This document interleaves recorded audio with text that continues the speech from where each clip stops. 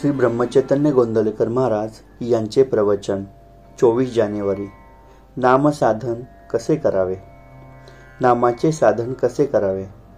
एखाद्या दगडावर पुष्कळ पाणी एकदम ओतले तर तो दगड नुसता भिजेल आणि पाणी निघून जाऊन कोरडा होईल।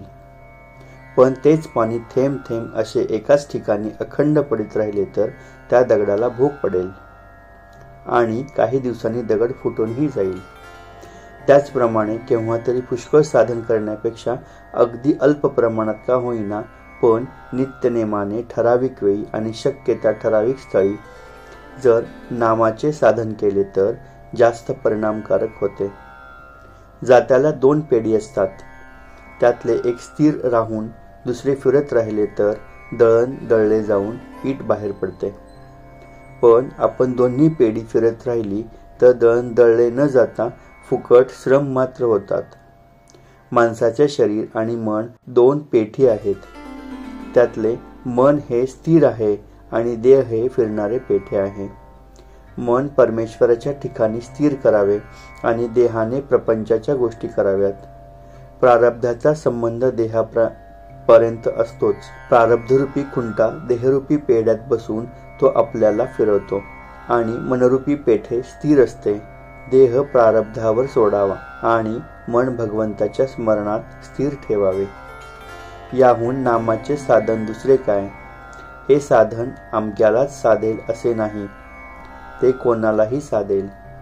गरीबाला गरीबाचे दुःख होते म्हणून साधत नाही, तर श्रीमंताला पैशाचा अभिमान आणि लोभ असतो म्हणून साधत नाही।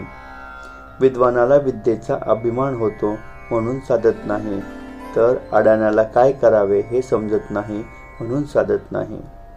साशंक्य वृत्तीने कितीही साधन केले, कितीही नामस्मरण केले तरी कधी समाधान होणार नाही। नित्य धर्माचे आचरण, शुद्ध शास्त्रशुद्ध वर्तन, शुद्ध अंतःकरण आणि भगवंताचे स्मरण इतक्या गोष्टी असतील तरच साधक शेवटपर्यंत पोहोचेल आणि शेवटपर्यंत तो पोहोचला तरच फायदा। घरी पोचल्यावर पत्र लिहा असे म्हणतात, याचा अर्थ हाच आहे, प्रपंच करीत असताना वाईट विचार मनात येतात, त्याचप्रमाणे परमार्थ करीत असताना वाईट विचार आले म्हणून घाबरण्याचे कारण नाही। ज्यावेळी वाईट विचार मनात येतील त्यावेळी भगवंताचे नाम घेतले तर त्या विचारांची मजल पुढे जाणार नाही। दृढ विश्वासानेच नाम चालू ठेवावे। जिथे कर्तव्याची जागृती आणि भगवंताची स्मृती आहे तिथेच समाधानाची प्राप्ती होते।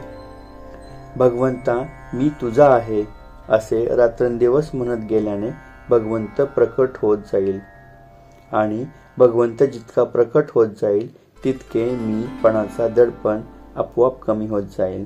आजचे बोधवचन, प्रारब्धाची व ग्रहांची गती देहापर्यंतच आहे, मनाने भगवंत भजाला त्यांची आडकाठी नाही। श्रीराम समर्थ। श्रीराम जय राम, जय जय राम।